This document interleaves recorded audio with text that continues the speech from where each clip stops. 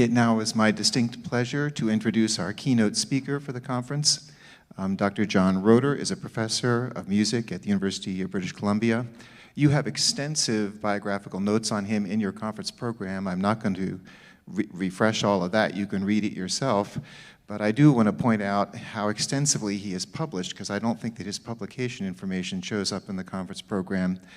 He has a book, Analytical and Cross-Cultural Studies in World Music. I believe that's yeah. And he has written numerous book chapters on a wide variety of topics, just a few of them: Bartok, Elliott Carter, authenticity, voice leading, ethnomusicological topics, women composers. I mean, he's a real Renaissance man, frankly. He publishes on a lot of different topics. He has articles in a number of journals, including Music Theory Spectrum, Journal of Music Theory Online, Integral Music Analysis, New Grove, Perspectives of New Music, 19th Century Music, etc., etc., etc. Prodigious scholar. And please welcome him to the podium now. He's going to be addressing us today on comparing musical cycles around the world. Dr. Rotor.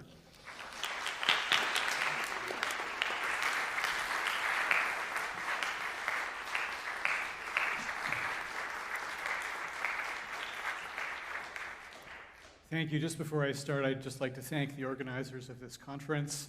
It's been a pleasure to rekindle some old acquaintances and to hear new scholars and scholars I didn't know before. It's a very lively session, and the staff has been highly competent and solicitous in every step and very gracious. So thank you for this opportunity to address you.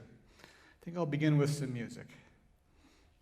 Nope, wrong place. Here we go.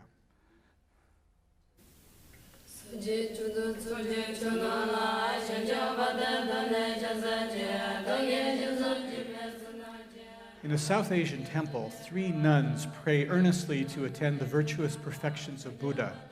With discipline, they maintain a steady poetic meter, but hints of their devotional passions shimmer in the small deviations of pitch that shape and link their phrases.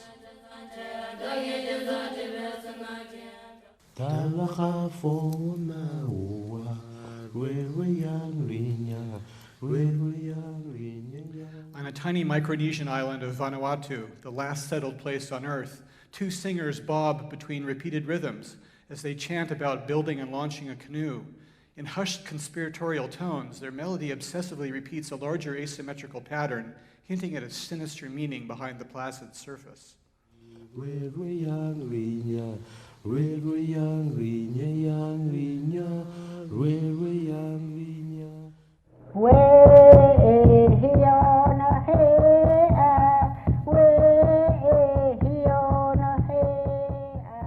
On the rainforest island on the other side of the Pacific, a shaman dances with a plate of food around a roaring fire as the chief's family and guests listen to the accompanying dance song. The music also loops continuously, but with subtle variations each time, stopping on the 4th circuit as the shaman offers the food to the fire.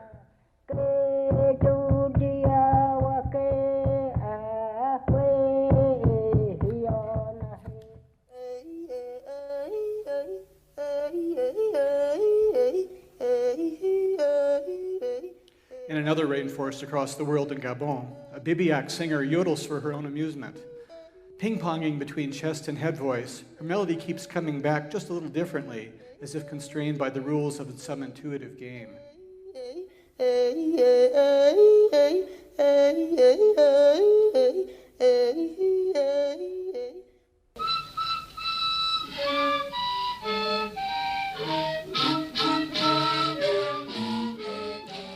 On the mountain slopes of Bolivia, 40 men with panpipes kneel in a massive orchestra.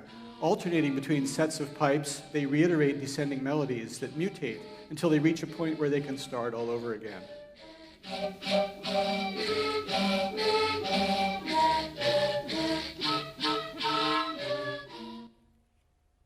These diverse utterances are all examples from traditional sources of musical cyclicity, the persistent recurrence of pitch or rhythmic patterns.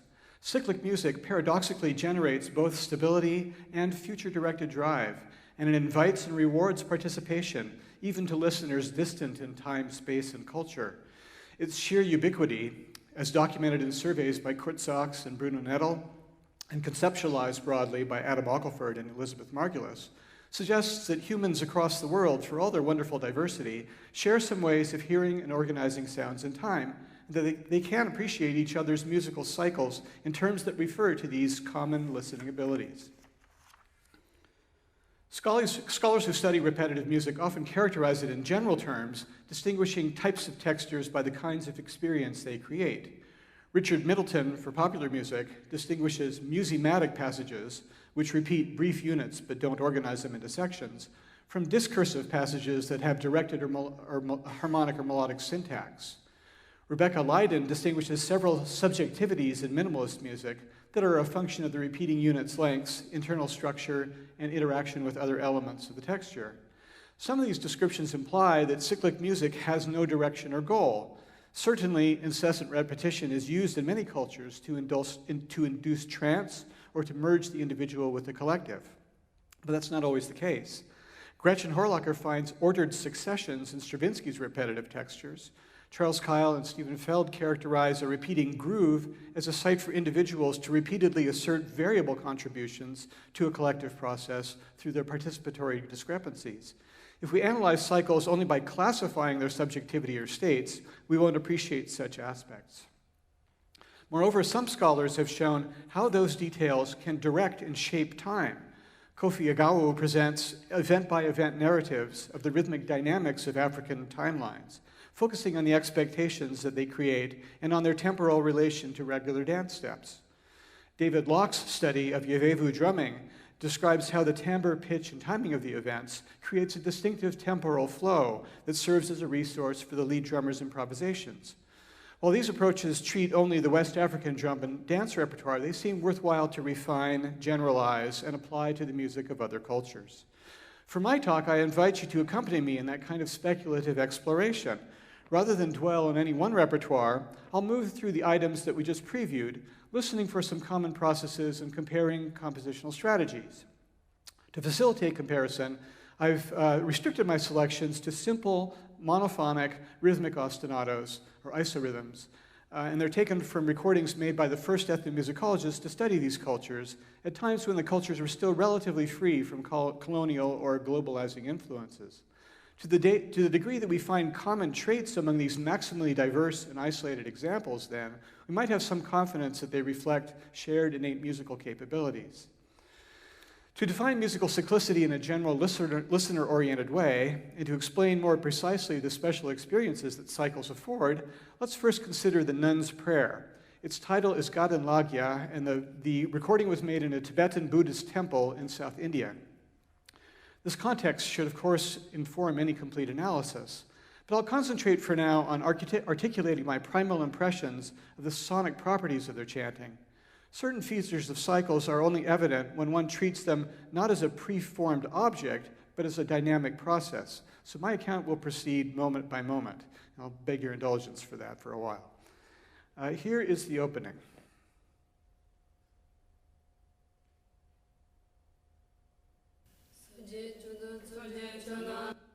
Let me do it again.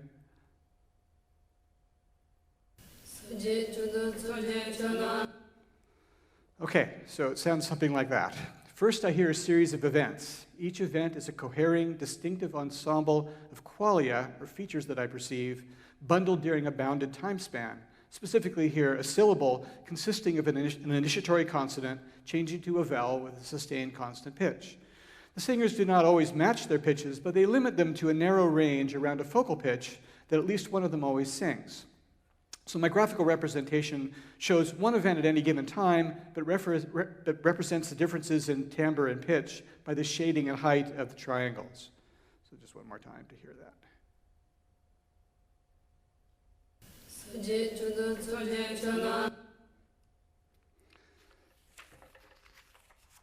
Short and long syllables alternate in such a way that the onsets of the long events appear regularly. The isochrony induces a tactus or beat to which I rapidly entrain. Subsequent events therefore acquire an additional quale of starting on or off the beat. The persistent refreshment of the beat and the absence of any breath or gap in the singing creates a sense of directed process across the events. I can conceive of an additional slower beat emerging every second long event, grouping the faster beat in a duple meter, so I anticipate that another long event onset will occur on the fifth fast beat. But that does not happen. The ninth offbeat event is sustained through the next beat. In other words, it's syncopated, a term that scholars such as Agawu and Locke find appropriate for non-Western repertoires.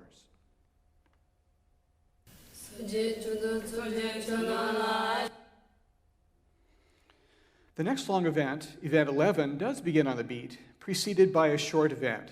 The short-long alternation then resumes.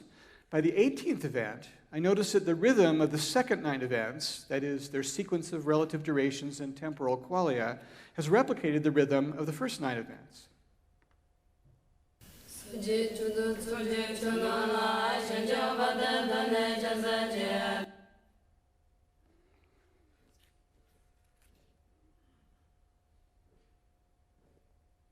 Thus, I reorient my attention away from separate events and towards groups of events, of connected events.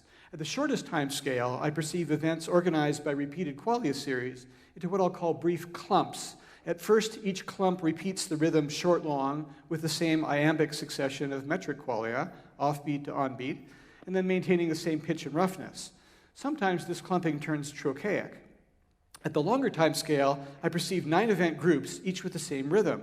Each group has a period of about 2.5 seconds, short enough to be grasped as a whole. By grouping these event sequences, I draw some important distinctions. I hear certain events functioning as beginning or ending, and other events functioning as connection between beginning and ending, especially since the period is so brief. The ending event of both groups is marked by syncopation, and the beginning event of each group is associated with that distinctive combination of rhythmic qualia called anacrusis. It's short and offbeat and relatively weaker than the longer event that follows it on the first beat. My elemental description thus far attributes a certain graceful economy to this chanting, but there's more to than grouping a duple meter, because after the 18th event, the 9-event rhythm immediately repeats again and again and again for a total of 12 consecutive iterations. This slide shows the first 8. They afford sensations that other kinds of music do not and that merit closer study. Most obviously, the period of the group becomes metric. The prospect that that duration will immediately repeat makes the event seem directed towards that purpose. Even more importantly, the repetitions lead us to associate events that appear in the same order position during successive iterations. One way to think about this association is that each iteration realizes a paradigm, which is a concept familiar from the semiological theories of Rouet and Nautier. But their paradigms are successions of events, not categories of events or clumps, and they don't describe how the building of the mental representation is experienced in real time. First, I begin to regard events as members of a single category by virtue of their shared ordinal position and temporal qualia.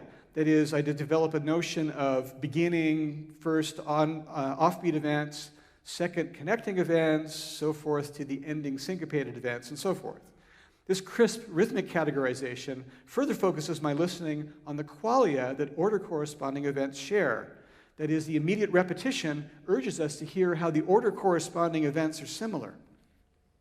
In this case, I notice that every 9th event not only is syncopated, but also has a distinctive combination of the focal pitch plus another pitch about a major second below it. This consistency prompts me to compare the same qualia of other order-corresponding events and clumps.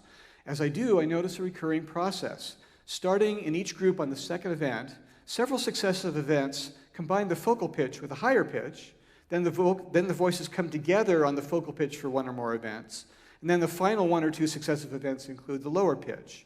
This 3-phase process repeats constantly in coordination with the repeated rhythm. Now let me play you all 12 cycles, and you can hear that pretty easily.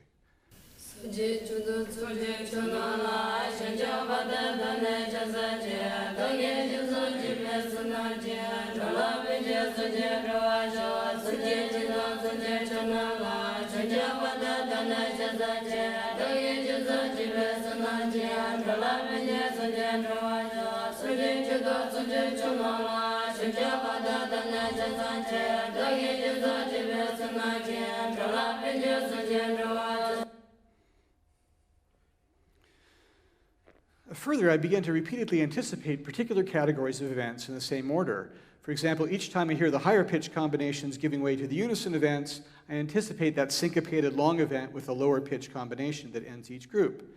I already have the metric expectation of when this kind of event will recur every 5 beats. It becomes what Benjamin Brenner has called a marker, a distinctive and consistent category of event around which I orient my cognition of each cycle.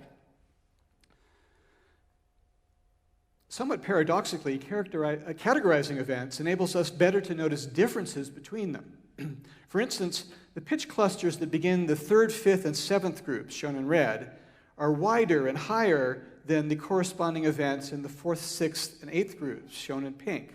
And this difference is more perceptible because of the limited repetitive context. Also, in the odd-numbered groups, there's more distinctive change from the 2nd event to the 6th event, meaning that the slow 2-beat pulse is more clear during those groups than during the even-numbered groups. For both of these reasons, I hear the cycles grouped into pairs. And they're also grouped by a text. The prayer is a 4-line stanza, each line set to the 9-event rhythm, and the nuns repeat the stanza 3 times. On a larger scale, then, each stanza, the 4 cycles, is what I call a supercycle that repeats every 4 iterations of the rhythmic cycle. So let's see if we can focus on all these, the pairing of the cycles and also the larger stanzaic repetition that I'll point out. Sorry, let me start the next one.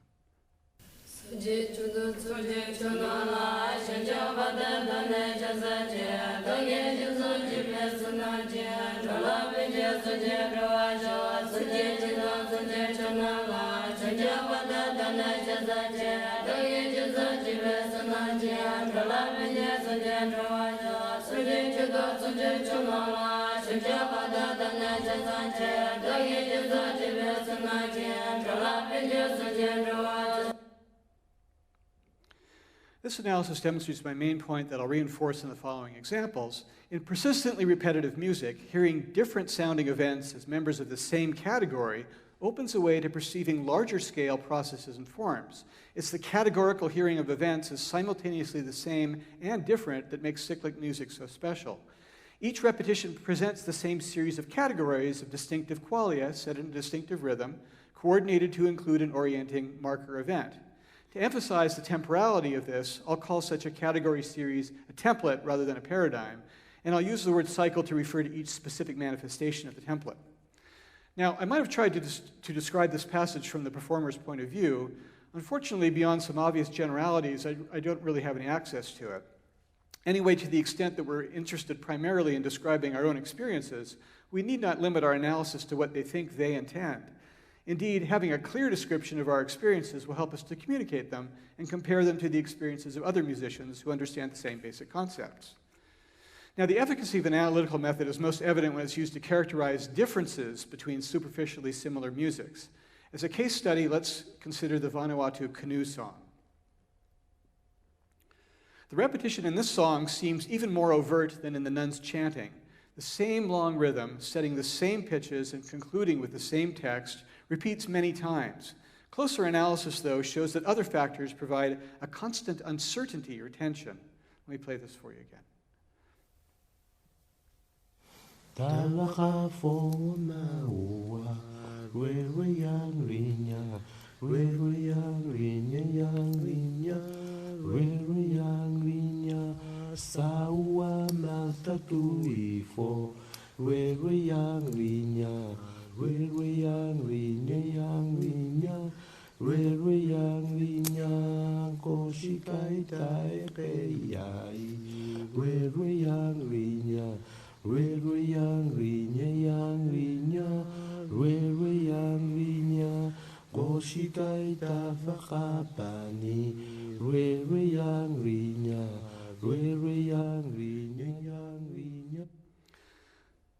One uncertainty is meter. A beat is perceptible in the regular durational accent, pitch change, and repetition of phonemes, but its tempo, about 52 beats per minute, is rather slow to include strong entrainment. A faster beat, about 156, is only sporadically supported by successive event onsets, and it seems a little fast to entrain. Another possible beat, about 104, includes more onsets and is at more compelling tempo, but it doesn't match the phoneme groupings. The main effect of the slow beat for me is to encourage categorizing the rhythms within each beat span. I perceive only two categories, labeled A and B on the slide. I become aware of a recurring 5-beat sequence of clump categories, A, B, A, B, that constitute a 5-beat rhythmic cycle. Several factors work against perceiving that, however. The period is long, about 5.8 seconds, much longer than the Nuns lines, and no clump or event stands out as a marker. The pitch series of each clump is so different as to distract from the rhythmic similarities. The grouping functions are ambiguous, since the A-type clump functions both as a beginning and as a connection to the B-type clump.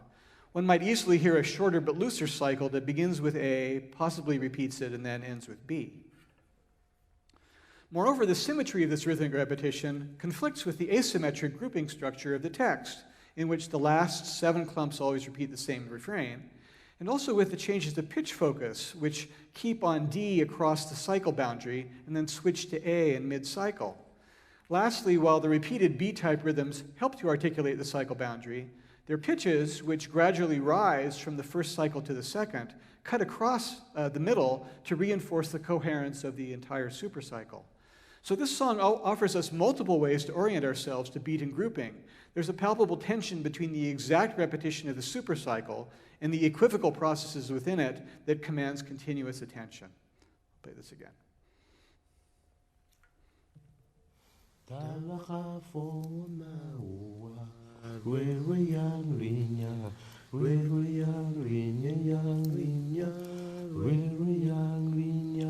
Sawa matatu ifo, we yang linya, we yang linya, we yang linya, koshikai tai kei, we yang linya, we yang linya, we yang linya, koshikai ta fakapani, we yang linya.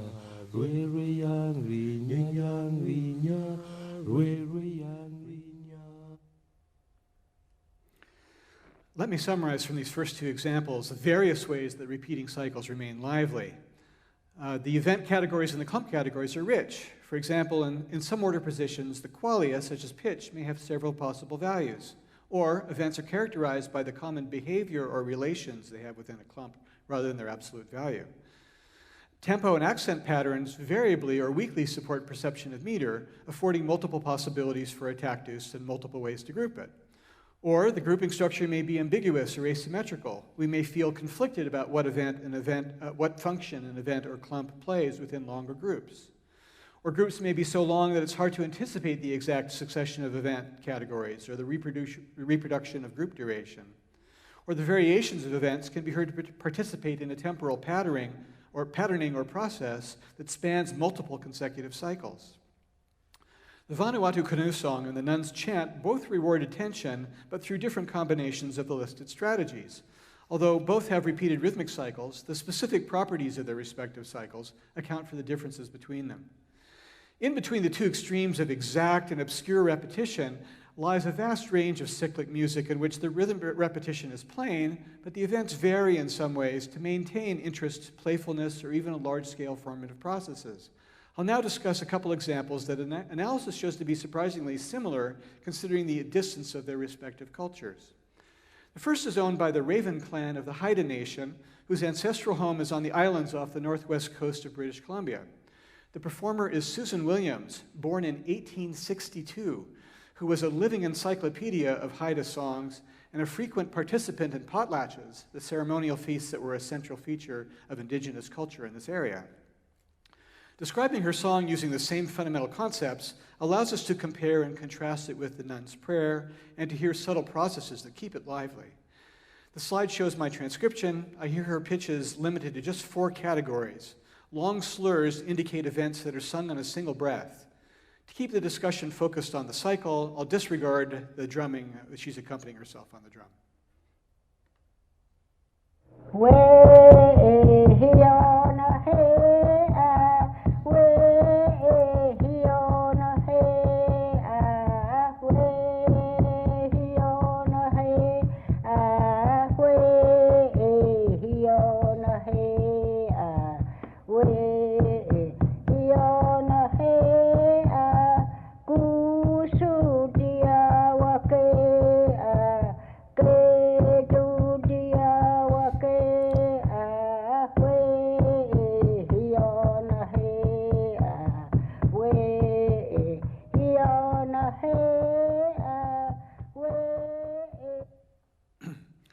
In many ways, this song affords a cyclic hearing. The rhythm of its first 7 events recurs constantly.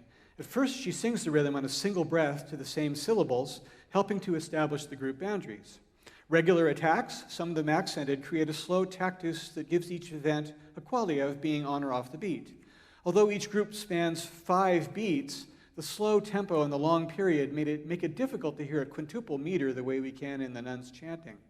Still, the repetition associates events in the same ordinal positions in their respective groups. Events in the same category don't have the same pitch, but their clumps have similar contours. Most groups begin, as shown in the red boxes, with 2 on-beat events on the same breath with the same vowel in a descending contour. The next 3 events, boxed in green, stay on the same pitch in a short, long, short rhythm, all in one breath, and the vowels contrast with those in the first clump. Then there are 2 on-beat events, like the first clump, always with the vowel succession a-a on the same breath. Those are the blue boxes. Here's the cycle template shown twice in a row. A particular order position stands out as a marker. The 6th one on the 4th beat takes the most durational accent, and the first time through it attracts special attention as the highest pitch with a bluesy scoop up to it. This approach makes it possible to make precise comparisons. Just for example, and this is a bit nerdy, so I won't dwell on it, the slide highlights the difference between the templates of Gadanlagya and the Gondel's Fire Song. I won't belabor them here, but you can kind of glimpse the possibilities for comparative analysis.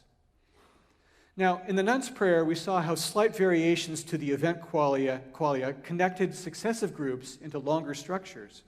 What similarly intrigues me about the cyclicity of this song are the many ways that the event variations create continuities that cross cycle boundaries. At first, Williams sings each cycle on a single breath, which helps to clarify its identity and the events that function as its beginnings and endings. Increasingly thereafter, however, she breathes at different moments, carrying her energy across cycle boundaries. The off-boundary breaths are indicated with green arrows. Moreover, as shown by the orange circles, the descending pitch pair clump that ends the cycle is often immediately repeated as the beginning clump of the next cycle, as if the ending were being extended. Also, as indicated by the purple circles, the singer often adds a short event at the end of the cycle that creates more anacroustic connection to the next beginning. The variations also encourage the listener to hear directed pitch processes that involve the corresponding clumps of successive cycles. For example, the succession of pitches in order position 6 of successive cycles, those are stemmed in red, replicates the pitch succession in order positions 6 to 7 of the first of those cycles, circled in red. Meanwhile, in a sort of a canonic imitation, the succession of pitches in order position 1 of successive cycles, stemmed in green, replicates the pitch succession in order positions 1 and 2 of the first of those cycles, circled in green. Across 4 cycles, these composed out dyads descend steadily in pitch, and then repeat the process across the next 4 cycles. Notice, however, there are 5 cycles here. This canon supports hearing either the 4th cycle or the 5th cycle as the ending of the larger repeated process. Interestingly, the performer does not conclude after 3 times 4 cycles, 12 cycles, but she sings one more. This offers us at least 2 options for hearing large form. Giving priority to the rhythm of the cycle and starting on the first cycle, we might hear 3 4-cycle groups and then a 1-cycle tag at the end to finish the canonic process. Or, considering that the pitch sequence of the first cycle is never exactly repeated, we could hear 3 4-cycle groups, but starting on the second cycle. This interpretation is supported by the fact that the 2nd, 6th, and 10th cycles begin with the highest, most stressed pitch, and that the only deviation from the otherwise repeated text begins at the 6th cycle. See which way you like to hear it as I play it again, and I'll flip back and forth between these different interpretations.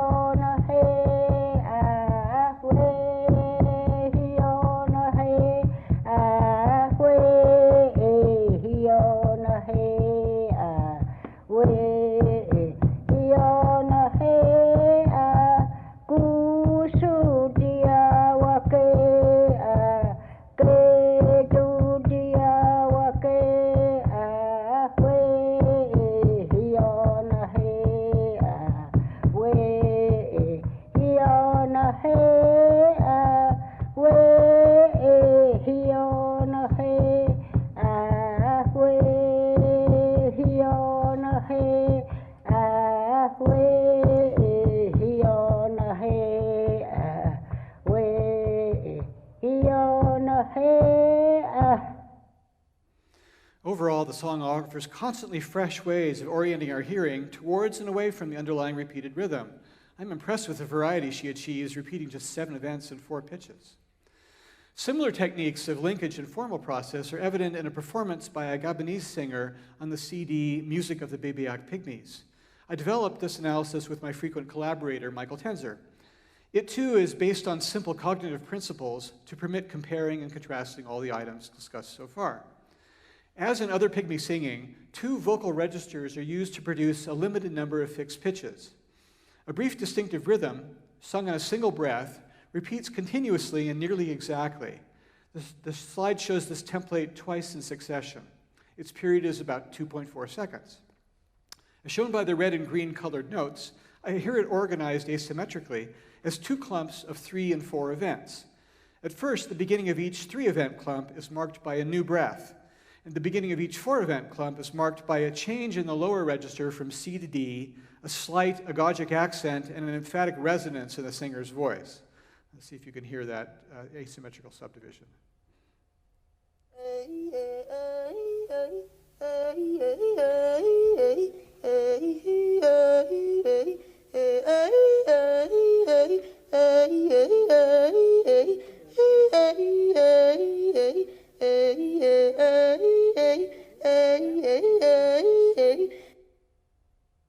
Despite the clear repetition, a tactus may be ambiguous for the unacculturated listener. I am inclined to hear a half-note beat shown below the diagram, so bum, ba, ba, bum, bum, ba, ba, bum, bum, like that. But knowing the usual way that the African standard pattern is beaten, I suspect that the dotted quarter tactus shown at the top is what would be felt in the culture. So ba ba ba ba ba ba ba ba ba ba ba ba ba. Whichever tactus one hears, the clumps have contrasting metric qualia. Orienting to the half-note tactus below, all the members of the 3-event clump are off the beat, while the 2 Ds in the 4-event clump are on the beat. If we orient ourselves instead to the dotted quarter tactus above, 2 members of the 3-event clump are on the beat, while 3 members of the 4-event clump are off beat. The 3 statements of the repeated rhythm lay out a pitch succession that's repeated every 3 cycles, which creates a supercycle, just as in the Haida song. And this supercycle is unified by a directed process that may be heard to cut across the grouping boundaries of the cycles. A progression of melodic dyads, labeled X, Y, and Z on the slide, are formed by an alternation of low and high registers within the 4-event clumps. Their succession forms a closed process that affords perception of continuity across the supercycle. The first 2 green clumps begin with the same dyad, X, and then each introduces a dyad different from the first and from each other. Then the 3rd green clump reprises the 2 new dyads, Y and Z, in the same order that they were introduced in the first 2 groups. So not only do the variants of the cycles create a supercycle, they also create a larger form for the song, which I'll show you. The variations involve the substitution of a high C for low C, creating new contour peaks, and also a surprising change of grouping. During the first 5 iterations, there are only isolated substitutions, highlighted in yellow, and the 2 longer event series, shown in white, stay the same. So let's listen through this.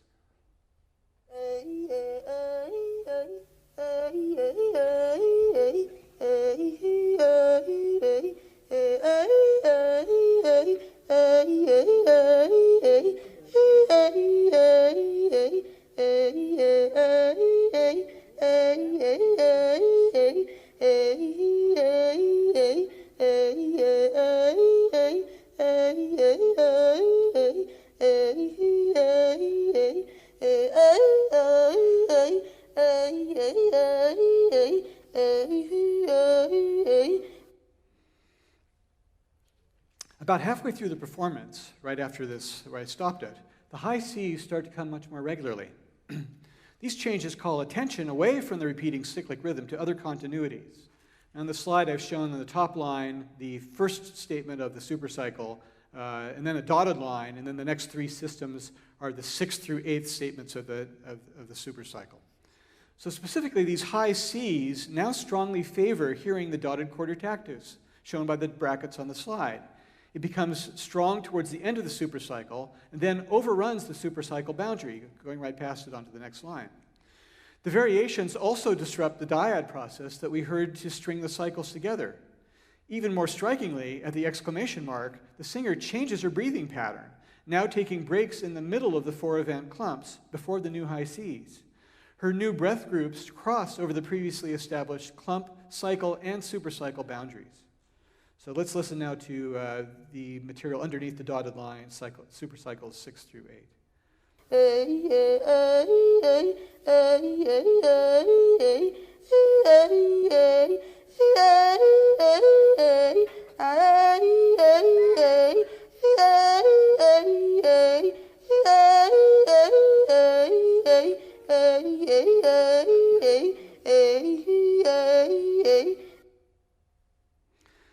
As I'm sure you heard, these variations abruptly cease at the agogically stressed D, marked by the asterisk on the slide, that begins the longest exactly repeated segment. A few supercycles later, the pitch substitutions and breathing changes recur, and then they depart again. So we could hear a large-scale process spanning the entire performance. Exposition of the cycle and the supercycle, introduction of a few variants, then an intense phase of breaking the cycle boundaries that subsides, and then another intensification and subsiding. In both the fire song and the yodeling, the performers use the same techniques of breathing to override group and clump boundaries and suggest group lengths that differ from the underlying cycle's period. Moreover, in both items, variations within each event category can be heard as forming larger scale directed processes that bind cycles into larger units. Now, in all the items discussed so far, a strictly measured repeated rhythm provides the basis for categorizing event qualia. However, for short event sequences, an inexact rhythmic repetition can also do so. Such is the case in a recording of a hula hula panpipe ensemble from the Huapaca community in the highlands of Bolivia. This cyclic music also displays strategies that we've seen in other cultures. Here's the beginning of the item. I'm just showing timings here. I'll explain the graph in a minute.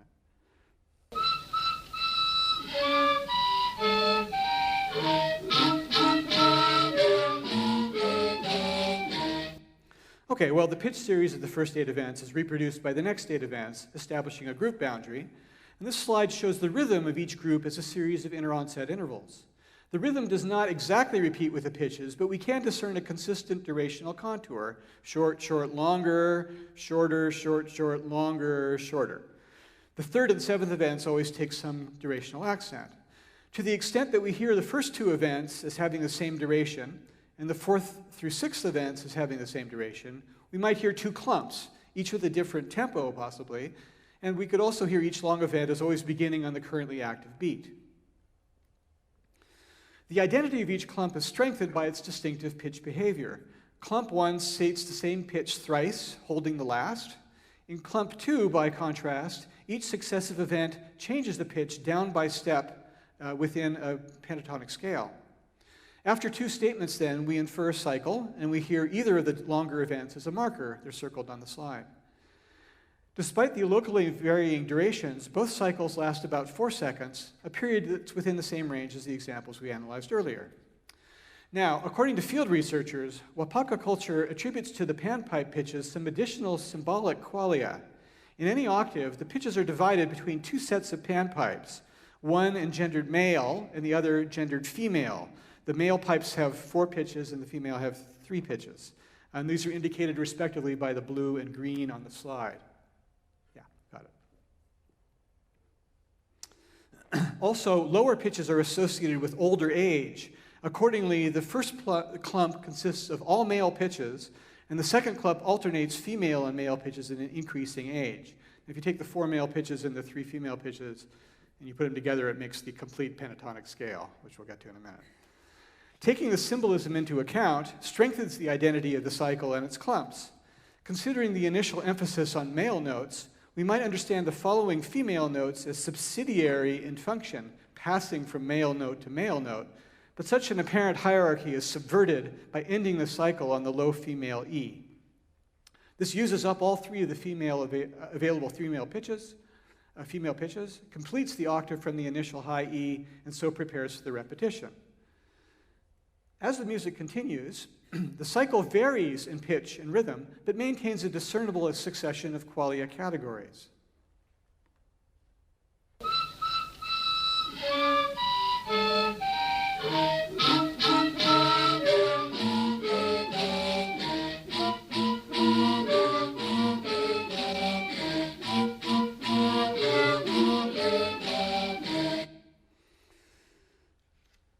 the first clump of cycles B1 and B2 repeats different pitches than the first cycle did, but they're still all male. The second clump is identical, but due to the lowered pitch of the first clump, the fourth event, the note D, changes its melodic function with respect to the preceding and following events. Nevertheless, the identity of the cycle is still clear, not only in pitch, but in rhythmic contour, for an agogic emphasis recurs on the third and seventh events. Since the pitch of event 7 remains fixed, it becomes the main marker of the cycle, although considering the initial emphases on other pitches, E and B, its emphasis of G is a bit destabilizing. The rhythms of both cycles B1 and B2 are quite similar, but with one exception. Across the 4 cycles so far, there seems to be a trend of gradually shortening and de-emphasizing event 3. This helps it make it more like event 5, and so clarifies the neighbor function of event 4. During the next iterations, some of the established trends continue, but they lead to a delightful twist. The first clump is transposed down again 2 steps in the pentatonic scale, again to a male pitch. This is the very G that's the pitch of the marker. I hear its previous emphasis as preparing for it to be taken up in the first clump now. But that change precipitates many others that round off some ongoing processes and forge all the iterations of the cycle into a larger formed group. More changes come at the beginning of the second clump in the 5th cycle here. For the 4th and 5th events, we hear the same melodic functions as in cycles B1 and B2, but with different pitches. Instead of D as a neighbor to B, we hear A as a neighbor to G. Events 6 through 8 recur unchanged in pitch, but the A now changes function from a passing tone to a neighbor tone, imitating the change of function that the D underwent earlier. In retrospect, we may discern that all 3 versions of this group realize the following template, which I show twice here. Each group, in a period of about 4 seconds, presents a series of 3 clumps. The first 2 are simply contours that appear in various transpositions, and the third is fixed in pitch. The longest events are set up to sound on a beat. The last event sounds offbeat with respect to the previous beat, but can also be heard to initiate a fresh beat and so helps to smooth over the large pitch change and group boundary. Thus, each clump plays a distinctive functional role within each group. This template is not immediately obvious at the outset, but it's built up over time through a gradual process of perceiving the appropriate categories of events. The third version of the cycle, as I show it, with all these changes, gives considerable weight to the note G. Although this seems appropriate since the penultimate G has been marked all along, what happened to the E that was so prominent at first? Well, at the end of this version, a surprising change appears that might be heard to address that question. After the 8th event provides the expected brief female E, 2 events are added before the cycle repeats. The first new event, a low D, is the pitch that would follow if the music had continued the process of transposing the first clump down to the next male pitch, and down 2 steps in the scale. Moreover, it's the last of the 4 male panpipe pitches, so it has the potential to provide the same sense of completion that the low E's have had at the end of each preceding cycle. Now, if that D had the function, then the preceding female E in event 8 would turn into a passing tone, that is, it would become subsidiary in function to a male pitch, as the other female pitches in the cycle have done so far. But it does not. Instead, the next event returns to the female E that's closed all the previous cycles, placing a male pitch into a subsidiary role for the first time in the piece. With all the pitches used up and the opposing roles now balanced, the series of cycles comes to a logical completion. The changes of qualia of order corresponding events binds the cycle into a supercycle, like the ones we saw in the fire cycle and the yodeling that may itself repeat. Now let me play the whole thing with that nice twist.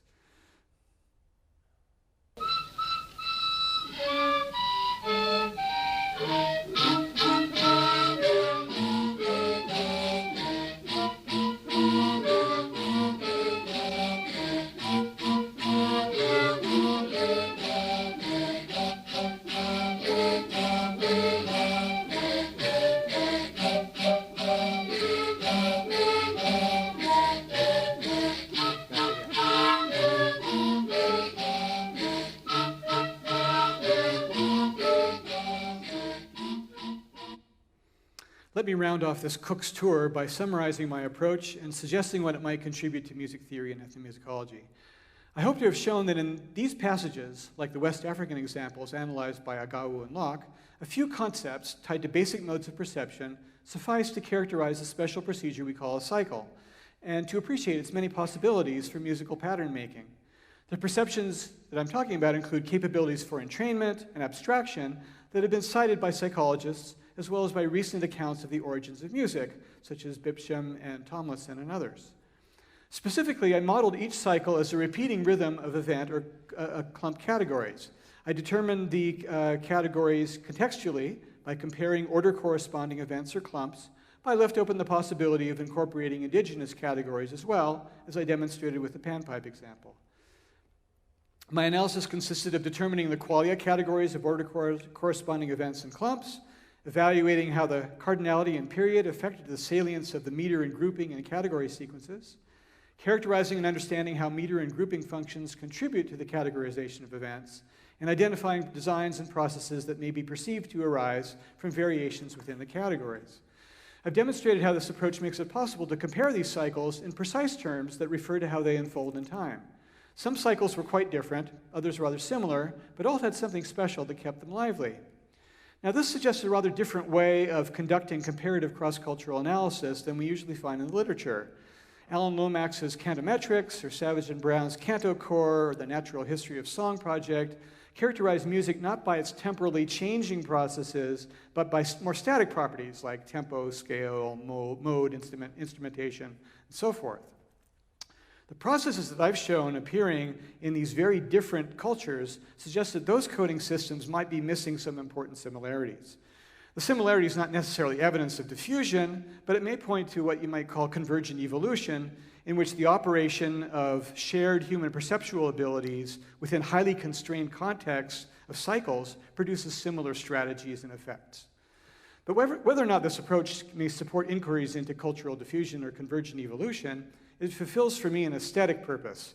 For me, analysis reveals in each item an elegance, meaning a pleasing ingenuity, or a beauty that shows unusual effectiveness and simplicity, revealed by contemplating the purpose of each event.